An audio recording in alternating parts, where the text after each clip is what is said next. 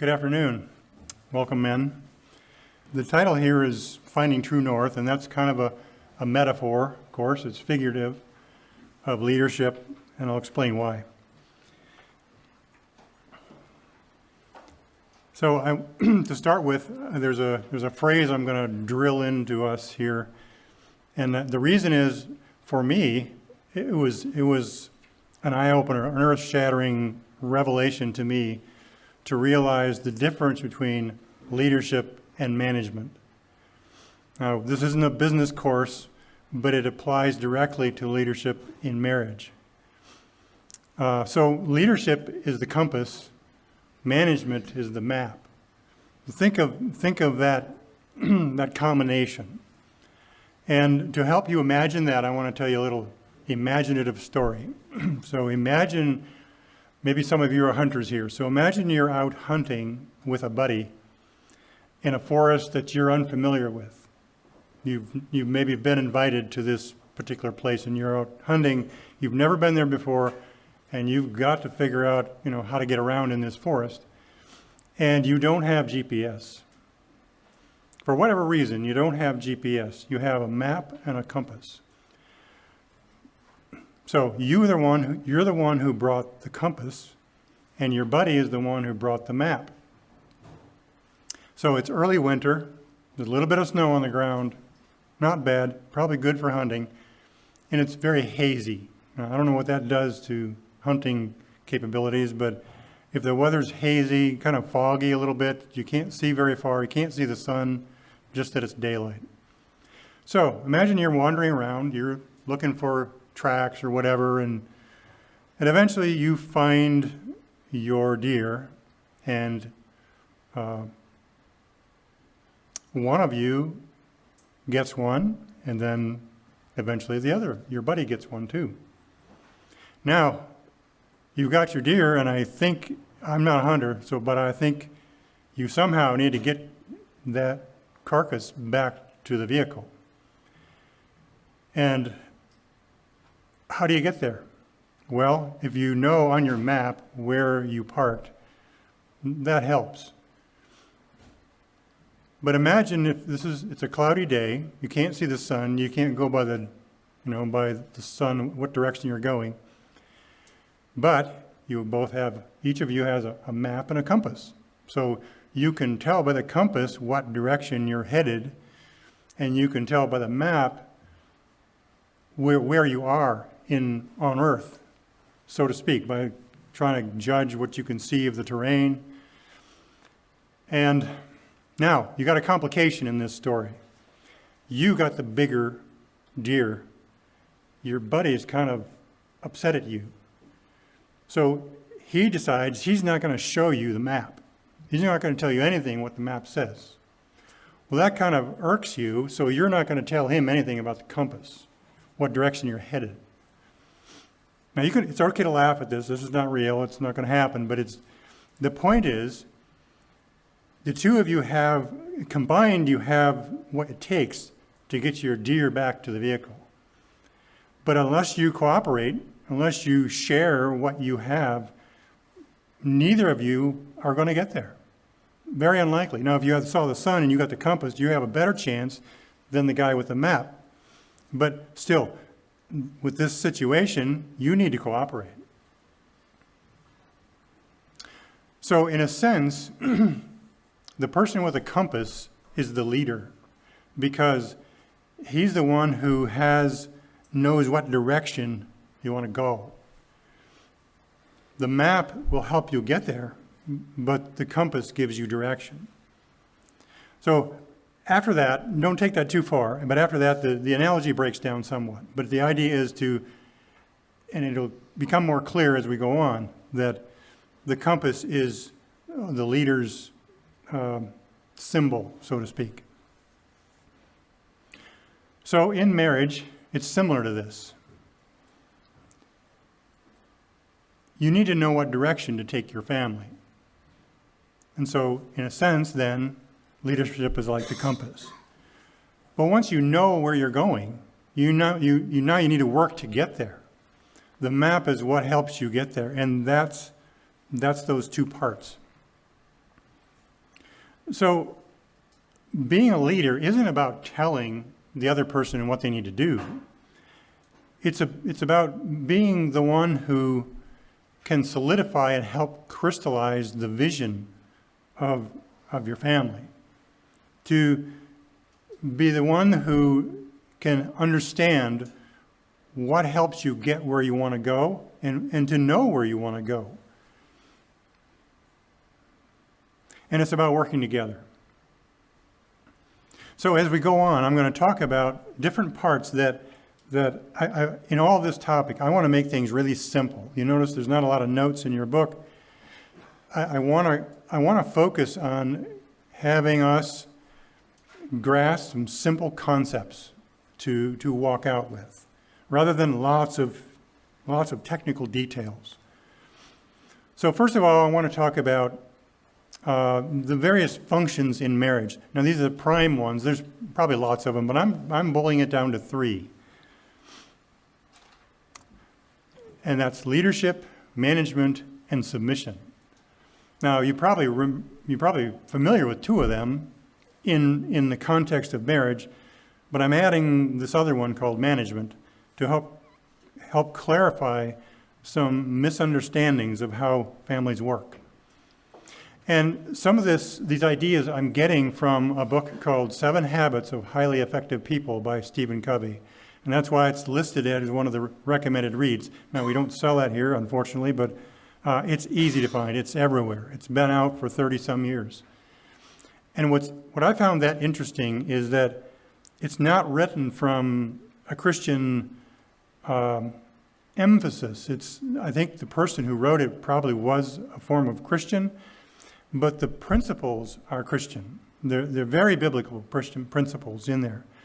And one of those 7 habits I'm taking a lot of material from and will be helping us put this together. That habit is called begin with the end in mind. And think about what that means. You got to start somewhere, and you hopefully want to get somewhere. Like in the hunting example, you need to get to your vehicle, and you're starting out, and you need to get there. So, in a lot of ways, marriage, starting from when you get married, is a journey, and without knowing what your end is going to be, what you intend to do, where you intend to go, you're just basically living one day at a time and reacting to life as it comes at you.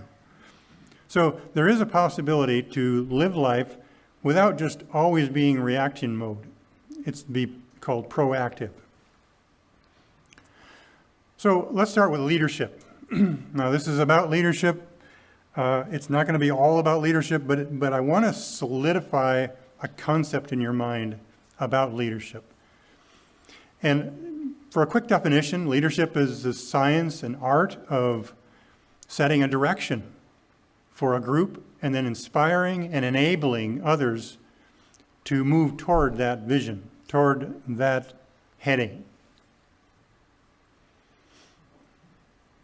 It also helps to clarify for the people what paths you want to take to get there, and the objectives that you want to use to accomplish this.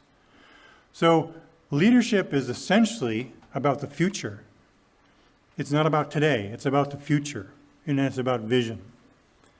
So it's another metaphor is the blueprint. If you're going to build a building, a lot of builders do better if they have a blueprint to go by, rather than just trying to, use words to describe what you want.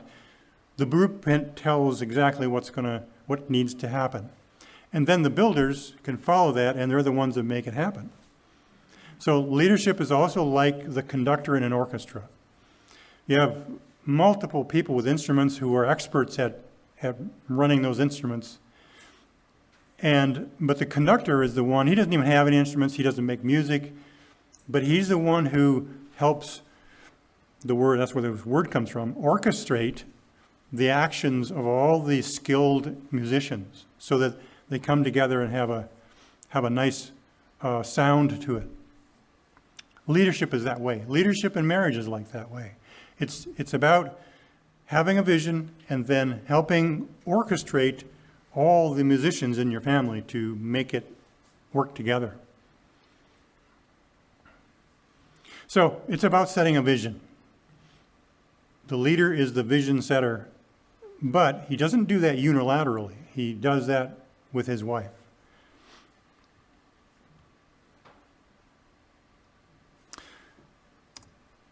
Then there's management. So this is the new term in terms of understanding family life. And this was to realize what this means in family life was, and this has happened a year ago for me.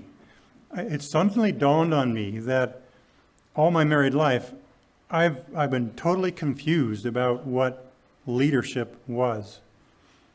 So let's talk about that. Management is focused on executing the vision. It's making it happen.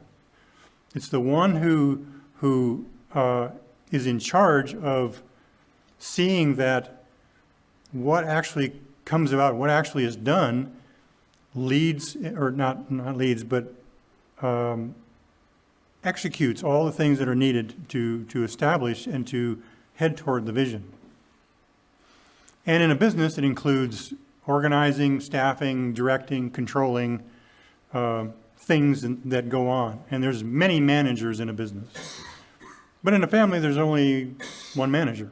Maybe you could consider two, but you got a leader and a manager.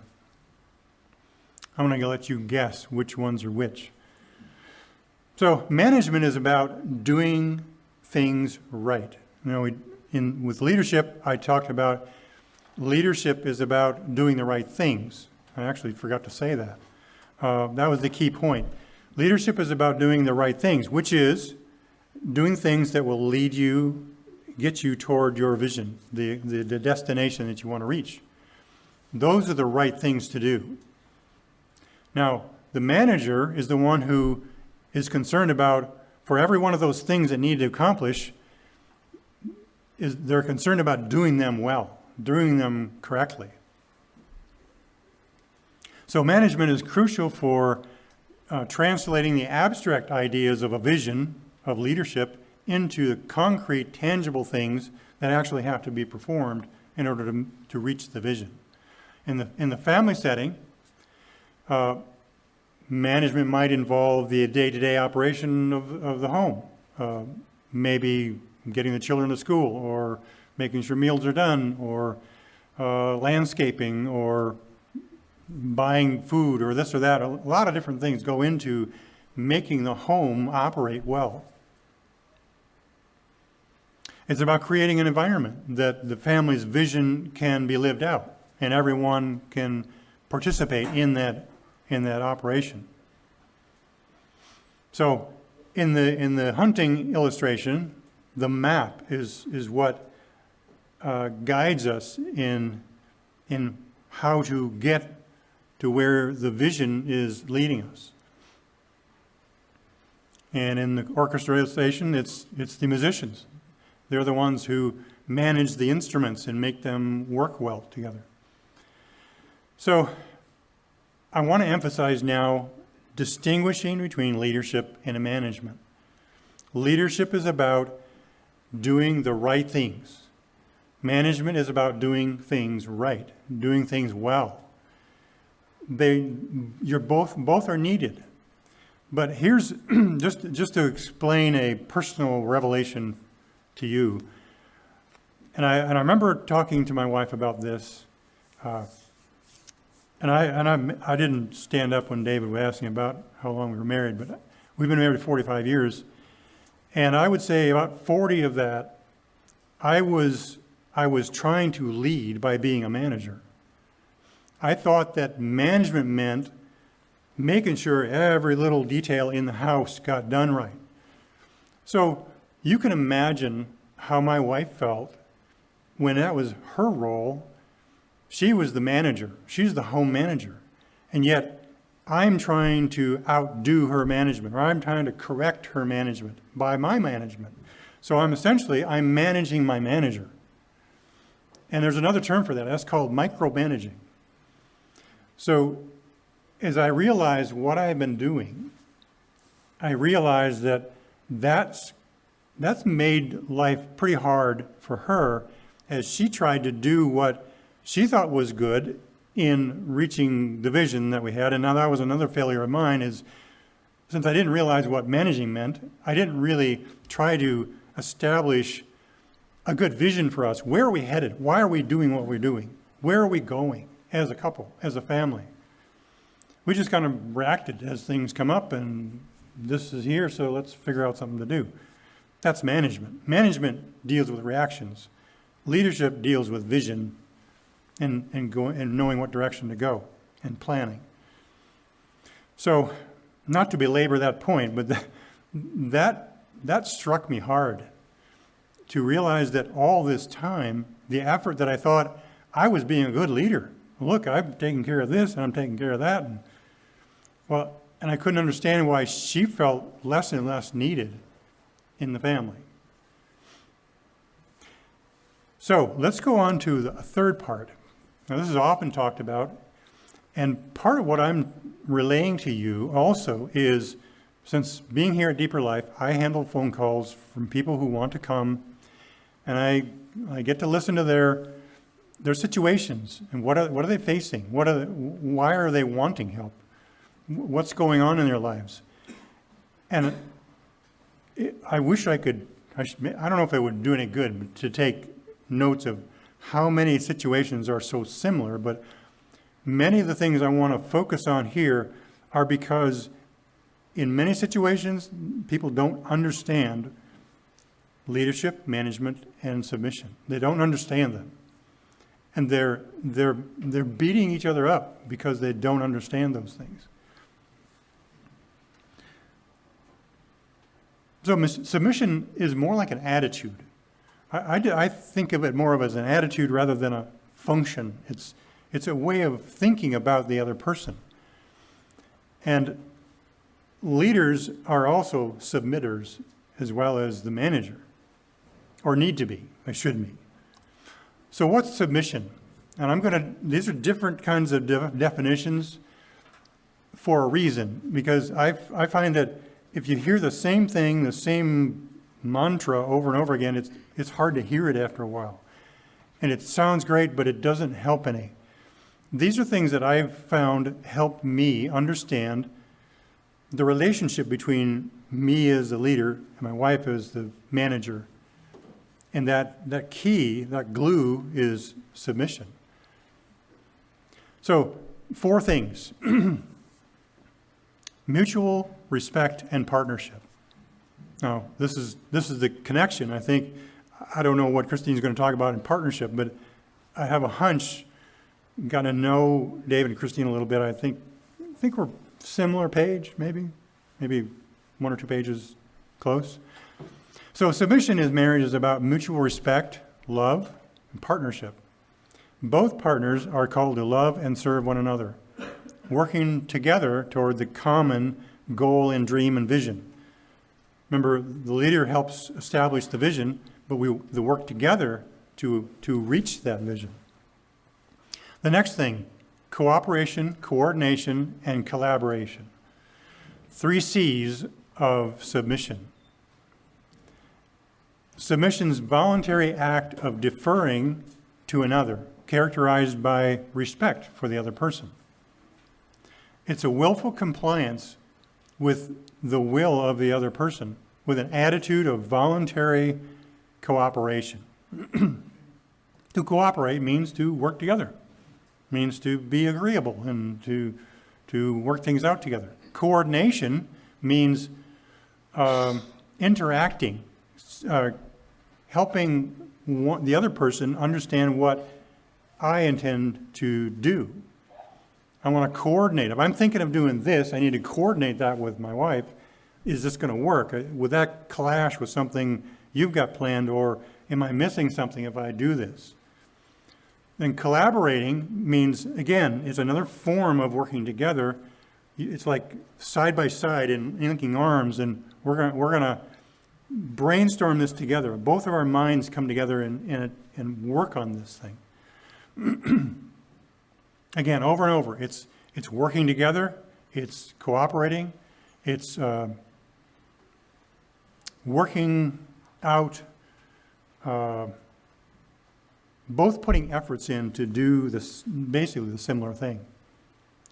So submission supports leadership with love, wisdom, and humility. And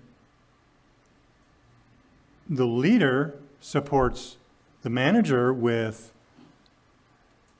love, wisdom, and humility. It works both ways. You're working together. Another analogy that I didn't just thought of here is that I've said it at other times, that submission is like the relationship between the bridge that goes over the freeway and the support pillars that are underneath the bridge. The support pillars underneath the bridge are figurative of submission. The roadway going over top is this figurative of the leadership. It's the direction, the traffic runs on that. But without the pillars of support, the bridge collapses. And without the roadway, just the pillars, you can't drive across it. Both are needed together. Submission is also defined responsibilities. It's not a role in itself to be submissive. It's an attitude. But a responsibility within the role of wife and husband, and as all Christians are, submission. We are all required to, and encouraged. It's not really, shouldn't be required. It should be something we want to do. To submit to one another in appropriate circumstances, in context. In the same way in marriage, there's both of us are required, are needed. It works best if we both submit to one another in context, in certain situations, this and that. I'm not trying to undo what Scripture says about a wife submitting to the husband. That's truth. That's what this is based on. But we've got to zoom the microscope out a little bit rather than focusing on that one passage and understand the bigger concept of submission. And it's about privilege and choice. So privilege doesn't mean there's two, I think at least a couple meanings for privilege. One is that I'm a privileged person, so I get to have these rights and these privileges. No, that's not what I mean. Privilege is, it's my privilege to be able to help and serve my wife. It's something I'm allowed to do. So that's the form of privilege, what I mean. And it's also a choice. It's not a something that somebody puts the thumb on me and they're going to measure me as to how well I'm submitting. It's actually my choice. So when we think of that, and especially as between husbands and wives, when we think about submission, it's important to understand that submission is a willful response to God, not so much the husband, but to God. Because it's God who we are living under. And the wife is, I am, husbands are.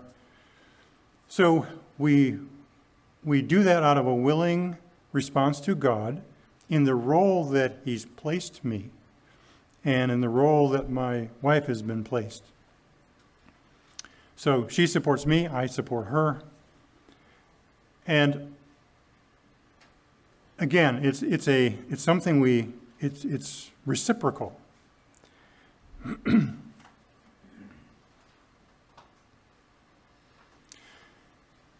let me give you an example that may illustrate the context that this different forms of submission may happen in. So in my mind, in an ideal setting, with me as the leader, and I sit down with my wife, maybe this should have happened like weeks after we got married, but it's my responsibility to set us down and say, let's get together, let's talk about what do we want to accomplish as a couple? Where are we going in life? What are we heading for? And then we talk about that and we decide on something. And then from that higher vision, we establish smaller visions and smaller goals and smaller objectives that all point to that one big one. So now, as I'm going to get into roles here in a minute, but as my role as a husband, her role as a wife, then as I'm the leader, she's the manager, she's the home manager. Now, she has responsibility then. She has that role of home manager. I think that's pretty biblical. So in her well-doing in managing the home, that could include things like how the flower beds look and where the furniture is placed and what do we eat and what color paint do we put on the walls. And so she may ask my opinions on things, but essentially it's her decision. She makes the decision. It's not a chain of command decision. I don't ultimately approve her decisions. She makes the decision. And I submit to her decision. If she wants to make a room green, lime green, and I don't like lime green, then I submit to that. We'll live in a lime green living room. That's the example. You can come up with a lot of them. So let's talk about what submission isn't. Submission is not obedience. That's the key confusion that I hear from people all the time. It's without thinking. The terms are used synonymously, and they are not synonyms. Submission is not obedience. There is the word obedience, and there is the word submission. They mean different things. So when a person focuses on submission, in their mind meaning obedience means, I think we heard in the opening comments, from Ben's topic, and David mentioned it might be, that this isn't a top-down hierarchical relationship where the husband is the captain of the ship and he gives all the orders and everybody must obey. This isn't the military. This is a Christian family, so it doesn't operate that way. The wife should not seek permission to do something in her home management. She's already delegated authority to do the things in her realm, in her role. She doesn't need any more permission from me. So the mindset is sometimes that mindset where the husband gives all the orders. That's called a leader-follower mindset. And it's popular in the military. It's used. It has its flaws. Even in the military, it has its flaws. It really plays to the flesh of humans. The other one, the contrary one, the alternative one that I want to portray today is the leader-manager mindset. Two different roles working together. They're bound together by submission, mutual submission. So it's also not inferiority. The wife is not inferior to the husband. In some cases, some women have some superior skills over that of her husband. But that's not what this means. Submission does not indicate inferiority of the gender, of the maybe physical or mental abilities. It has nothing to do with that. And particularly, I think David emphasized, it has nothing to do with value. God values men and women equally, totally equally. What we in our flesh, in our sinful nature, tend to forget that. And we tend to think of wives as inferior. And that takes work to correct that. It's correctable. Just like thinking that submission is obedience, that's correctable. It's not slavery. Submission does not mean the wife is the slave of the husband. It doesn't mean he has the final say in everything. That's basically saying the same thing again as not obedience. And she's not property. And that I literally have heard that from husbands, that they feel their wife is their property. And the wife is required to do whatever he asks of them, whatever he commands them to do. That's a serious problem. But again, it's a fleshly tendency. So it takes the work of the Spirit and our own efforts to push that away and reject that thought. Wives are living, thinking, cognizant human beings working together with their husband. In God's eyes, she's of equal value because the Lord said that husband and wife are joint heirs of salvation. That's equality in terms of something that's a big deal, which is salvation. It's eternal life after this life. So, let me summarize this quickly. Leadership is about doing the right things. Management is about doing things right. Submission is about doing things together. So, moving to family life. This is another area of confusion that I often hear about in phone calls, is that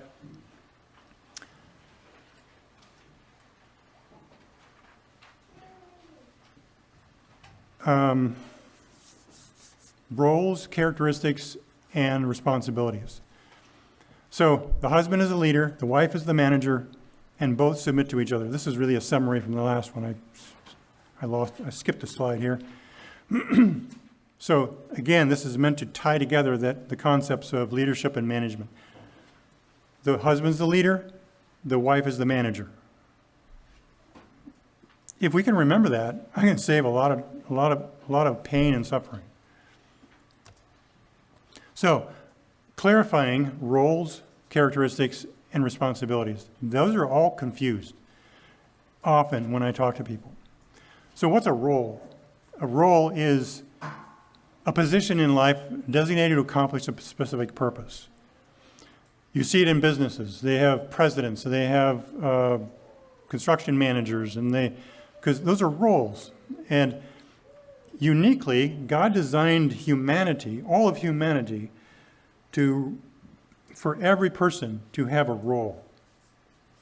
It's a kind of an intangible concept that we see throughout. There's no one who wanders around in life who has no role.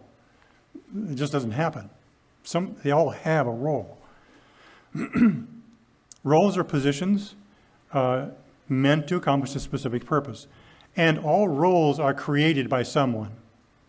Now, God creates some roles. He didn't create a whole lot of them, but he creates some, and then men create a lot more. It's just designed into people to do that. You come together and you create roles. Now, what's interesting about what we're talking about here is that the roles we're talking about are ones that God created, not people. Churches didn't create them. Governments didn't create them. And individuals didn't create them, and them being husband and wife. Those were God-created roles. And the roles that God creates are biblical roles because we learn about them in the Bible. So, characteristics of roles. Roles have characteristics. And that's also something to think about. We use the term a lot, and we sometimes confuse roles with responsibilities. But within roles, every role has a qualification. What a qualification means is that it defines who it is who can fill that role. Now we know that God designed the husband to have a certain role, and the only one qualified to fill that role is a male human. Male horses don't fill the role of husbands. Plants don't fill the role of a husband. And human females don't fill the role of husband. They're unqualified. They're not designed. That's not what the role was designed for. Same with a wife. A human male is not qualified to be a wife. And God defined that. That's what goes without saying. Now, God's roles generally have been pretty broad. Generally, it's men who get into really specific roles and then defining things all about them. Okay, so then there's responsibilities within a role. What does the person do? What is the role supposed to accomplish? That defines what they do.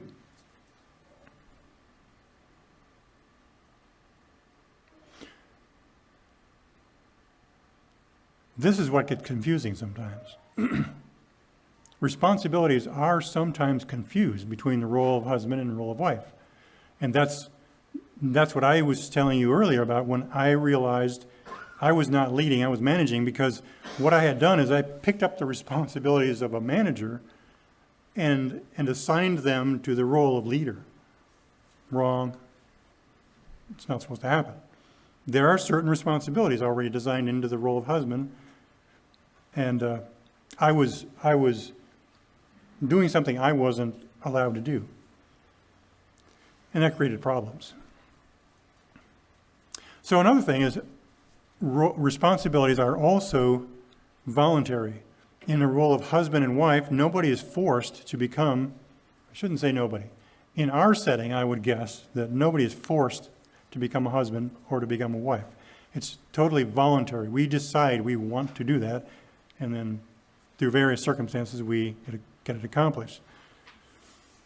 So also, when you have in marriage with husband and wife, and there are two different roles, it's not the responsibility, it's not on the list of responsibilities for the husband to oversee and correct and judge how well the wife is accomplishing the responsibilities that are listed in her role. That's not in that list of responsibilities. I don't have the responsibility to check on her in terms of that. She's responsible to God directly, just like I am responsible to God directly for the responsibilities I'm assigned to do. And likewise, she does not have, it's not listed in her list of responsibilities to check on my leadership, to check on how well am I accomplishing what is listed in my role for me to do. That's where a lot of conflict starts. Each one is responsible to God for what they're responsible to do, because God is the one who designed the role. Now, imagine in a business, if we have a corporate structure and that company designs a particular role, call it a computer programmer. And the computer programmer he got a piece of paper and says, your job is do all these things.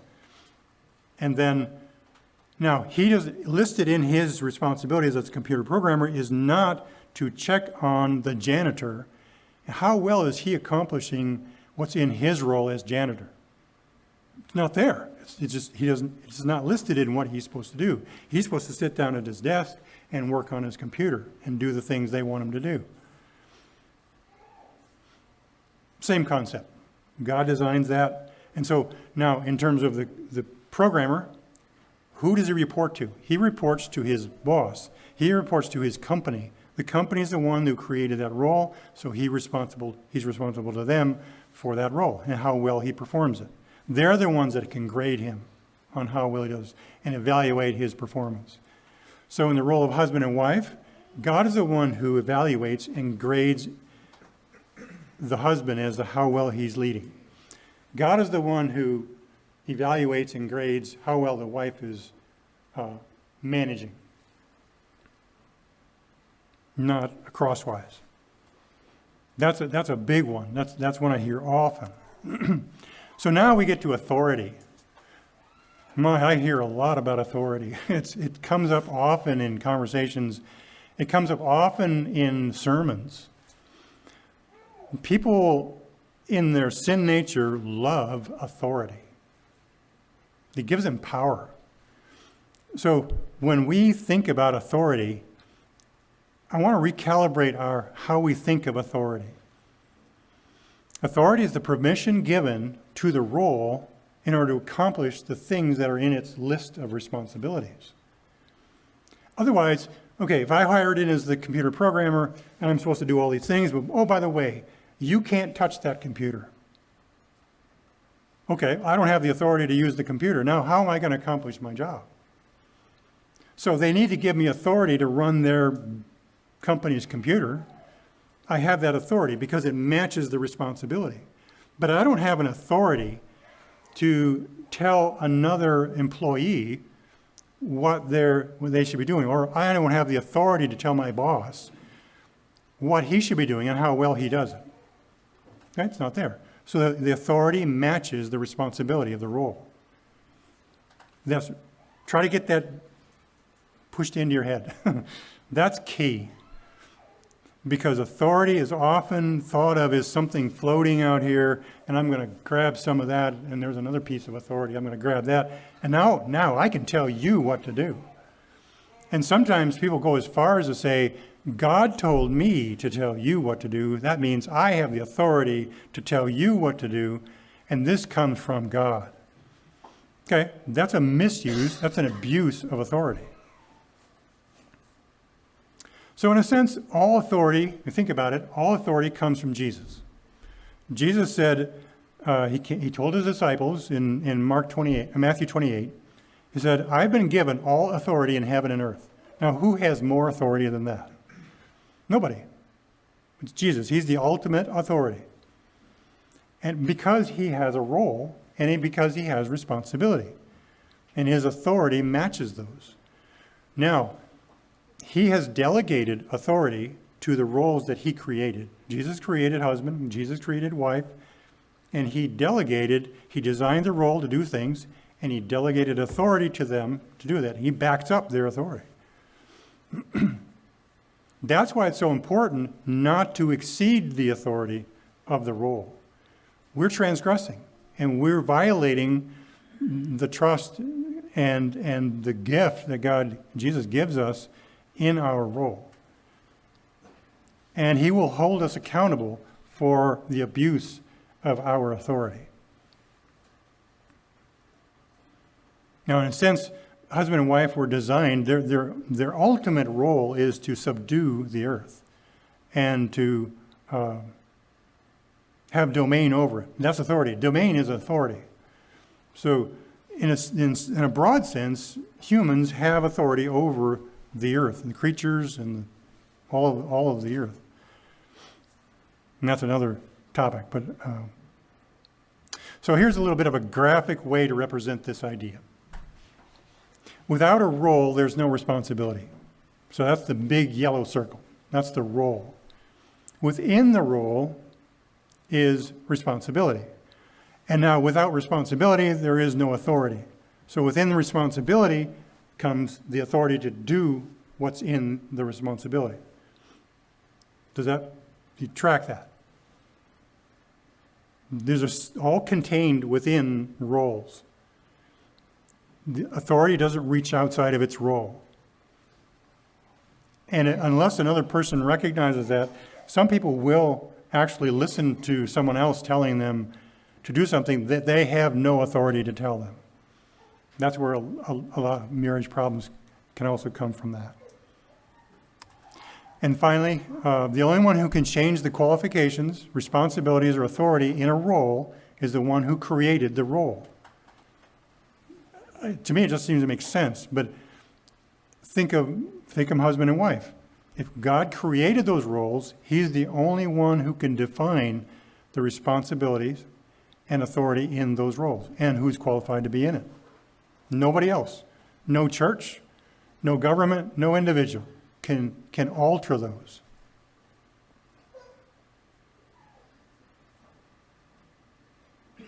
And we see this happening now. I mean, you in the news, there's a lot of this going on when people try to change, and now governments are trying to change the definitions of those roles and the things that are in them.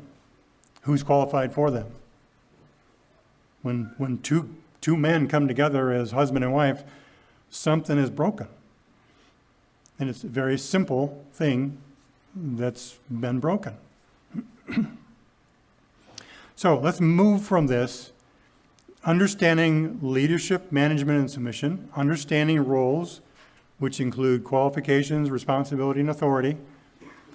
Let's move into a little bit of practical application of that. So in terms of a leader, now I think I'm running over, but I think I have a little padding here. But we're getting close. So we've talked about those things, and now how does this really work?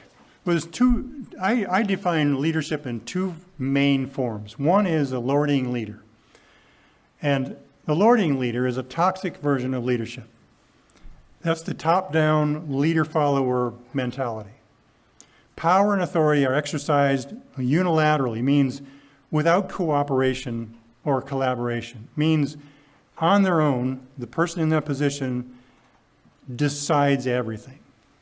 That's the lording leader. Jesus talked about that. It's a militaristic style of leadership. In Mark 10, Jesus contrasts the Gentile rulers, and probably there was the example of that with the Roman society around them. He said the Gentile rulers who lorded over their subjects, and he called them to be followers as servants. Well, he called his followers to be servants. So he stated, "It shall not be among you, but whoever would be great among you must be your servant, and whoever would be the first among you must be the slave of all." Figurative, of course, but the idea is that what he wanted in terms of a leader is not the one who barked all the orders, like this picture. In 2 Peter, or 1 Peter, Peter also talked about elders and how they should lead. It says, not domineering over those in your charge, but being examples to the flock. The example would be the one who would be a servant, like Jesus would. So, lording leadership is a poison to husbands. It comes from a heart. David talked some about the heart attitudes. It's a heart attitude, it's a mindset, it's a worldview. That needs to be fought. And it's hard to fight because it comes naturally. So, characteristics of a lording leader: control. The lording leader seeks to maintain control over others. He seeks to dominate. Dominance is a characteristic. And he's self-serving. He's doing all this because he wants what he wants. Now let's contrast that to the serving leader. The heart of the servant leader is rooted in the desire to serve others rather than to be served. It's a leadership style that emphasizes the well-being of others, prioritizing the needs of the family over one's own, and it listens to his partner's thoughts and feelings, values her contributions, and seeks to equip her to succeed. The approach promotes nurturing environment. Now, one thing I didn't mention, also in terms of leadership in the form of setting visions, when he realizes he's got a manager that's going to do her best to accomplish the vision, because they both sat down and developed the vision, now she's got a big load. She's got a lot to do. So part of his responsibility is to equip her with what she needs to be that good manager. Tools, training, finances, whatever it takes, supply her with what she needs to accomplish her mission, which is to accomplish the vision. That's a big this is one of the revelations to me, was that in my approach, I was pushing that down. I was minimizing the potential she had to do what she could for us. In that way, we're partnering together. So, servant leadership is an attitude, it's a mindset, and a worldview, just like the other one. But it comes from a whole lot different source. Summarize. A lording leader is concerned about his authority. He'll talk about his authority a lot. He'll think about it. He'll find Bible verses that support his authority. Because it's something to be protected. Because when a person is in power, they want to keep their power. And even, another word for that is a dictatorship. He's a dictator. And even a benevolent dictator is still a dictator. There can be nice dictators. but they're still dictating. It's the concept of support and working together and equipping the manager is not there. The other side, the servant leader, is concerned about his responsibilities.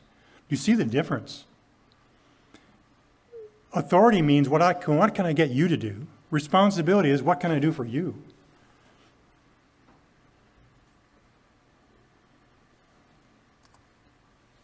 So, some practical servant leadership tips for in the relationship.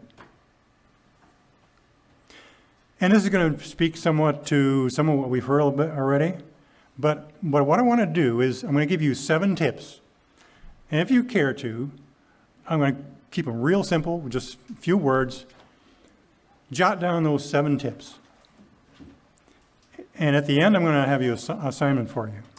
So number 1 is have regular talks. David talked a lot about that. He did a great job of fleshing that out, how to have good communication.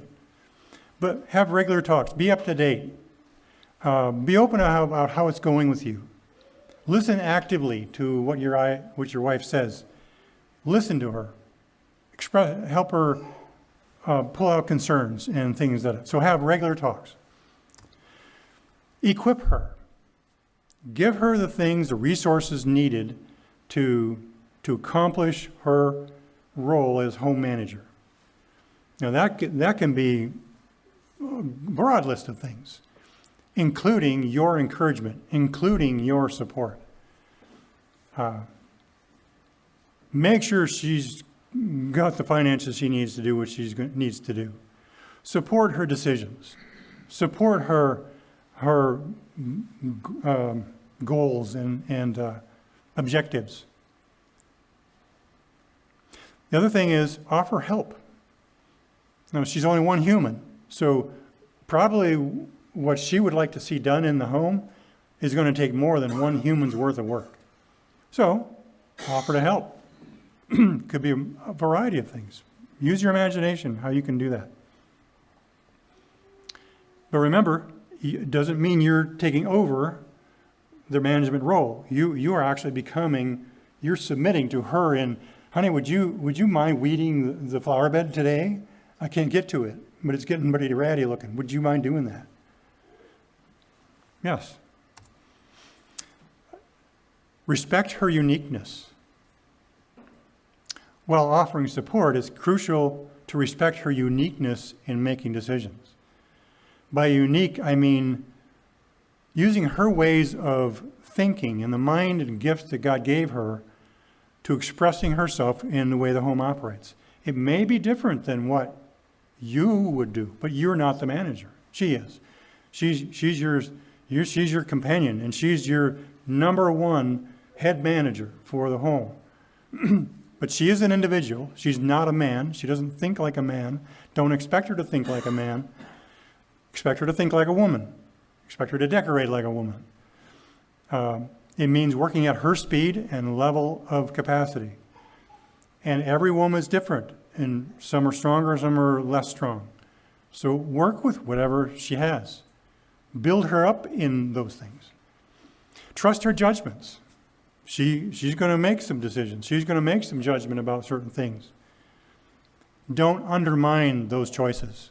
Don't second guess, because if you approach it in a way that is authoritarian, it could cause her to be a little nervous and say, "Oh, I can't not do that now because he suggested it."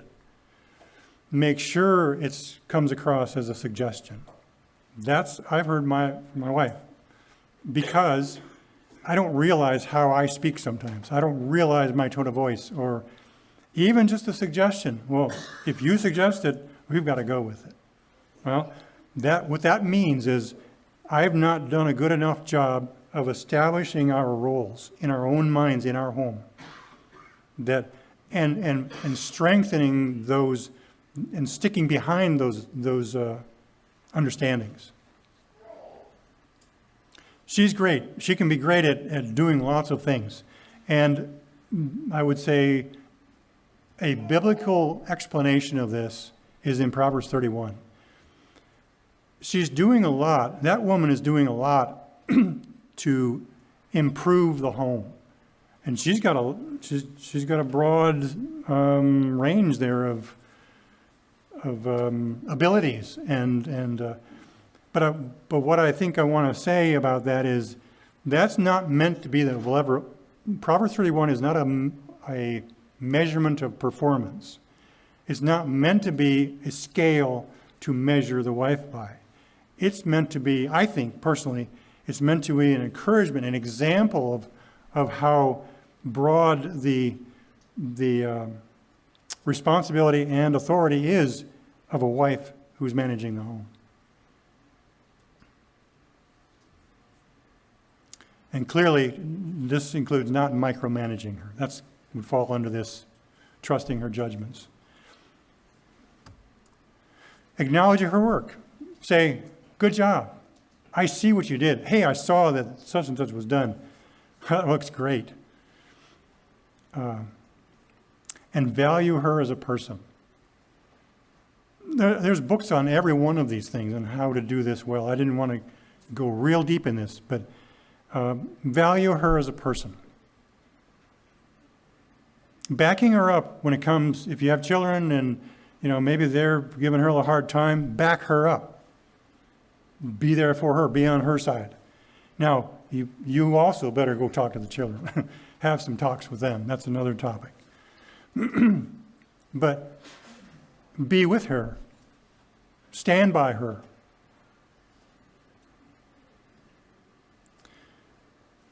One phrase that I'll summarize this is, the home is not your castle. You are not the king. Okay? That's not for us. That's another culture. Okay, the test. Now, these 7 things, only if you wish to. This is just a suggestion.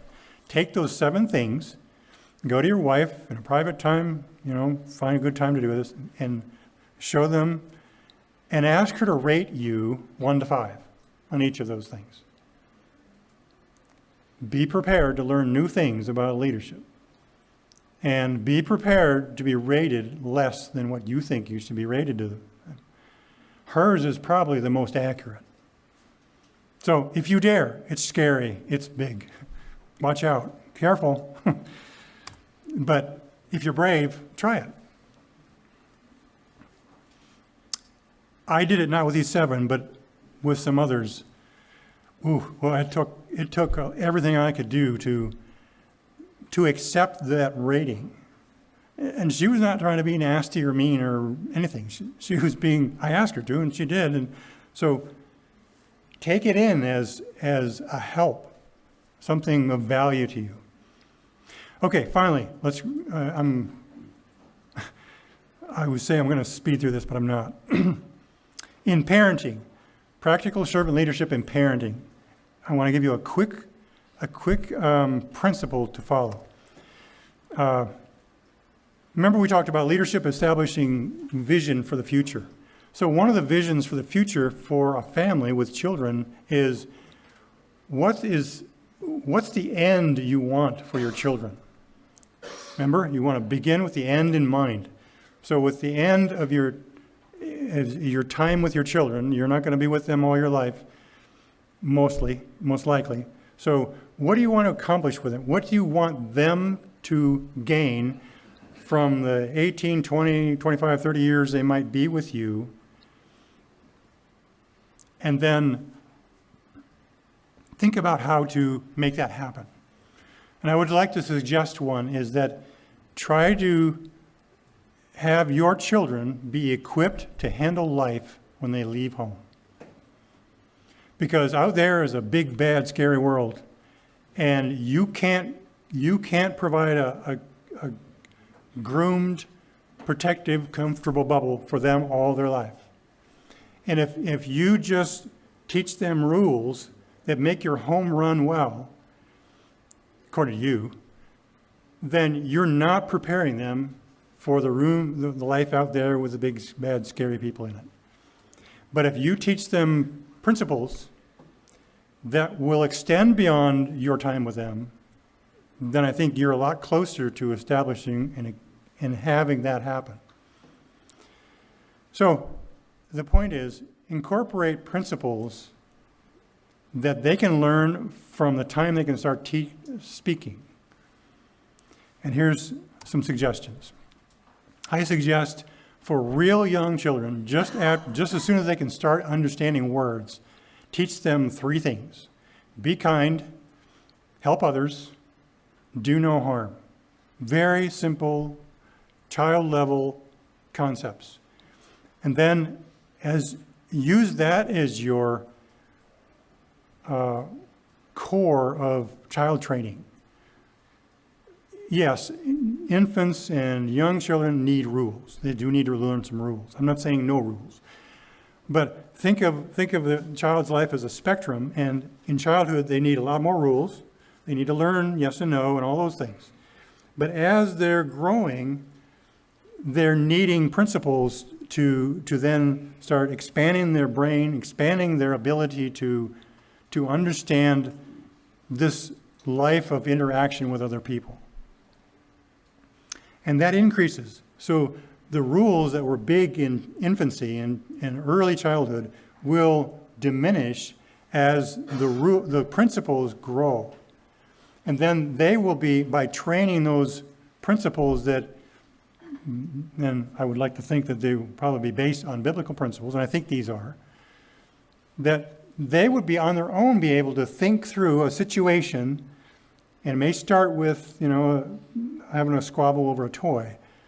They can start thinking through some of these principles and apply them. Now, as they get older, there's going to be a certain phase where they can start understanding the concept of God. Early on, they probably won't. So that's why these other 3 are important. Those other 3 never go away. That should stay with them the whole life. But now you're going to add 2 more. Love God and love others. And you know where they come from.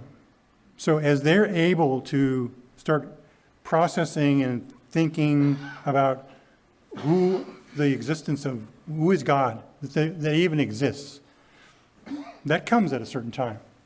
Then you can start building those principles in. So let me tell you a quick way one quick way how to make this work. Remember this phrase, don't ask why. What should a parent do when he or she breaks up a physical squabble between a brother and sister? And they're going at it. The parent knows what's taken place. But if he's wise, he's not going to use that time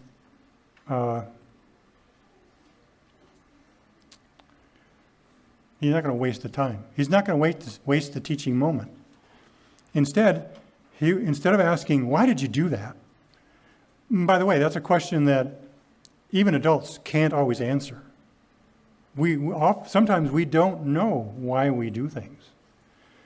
But let's approach it the way God did with Adam. He said, what did you do? So ask the child, what did you do? And go through that with them. Help them. They'll explain something. So when they answer, it gives you the opportunity to ask them a couple other questions. Now, Johnny,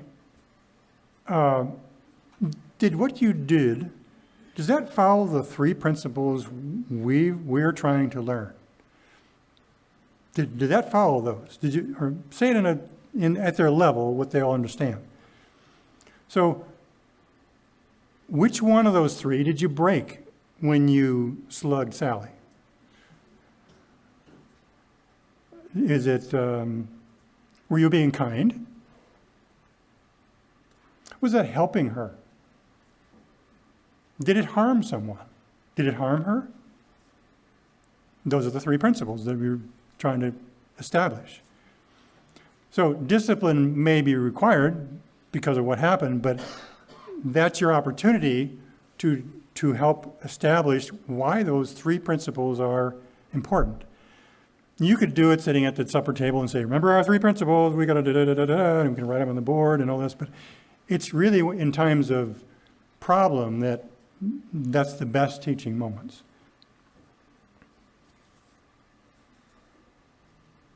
And when it's her time, when it's your wife's turn to go through that, you back her in that. You stand with her in that. Now, she might ask for some private guidance. She might ask for some encouragement or moral support separately, but that's your job. So let's review this. Appreciate your patience so far. Leadership is about doing the right things. Management is about doing things right. Submission is about doing things together. The lording leader is concerned about his authority. The servant leader is concerned about his responsibilities. Without a role, you have no responsibility. Without responsibility, you have no authority. Principles for children: be kind, help others, do no harm. Love God, love others. Don't ask why. So let's wrap this up. I'm hoping that you walk out of here, there won't be a muddle of a whole lot of facts, but try to remember those principles. And if you're brave, try that little test with your wife. It might be a teaching moment. So thank you very much. Appreciate your attention.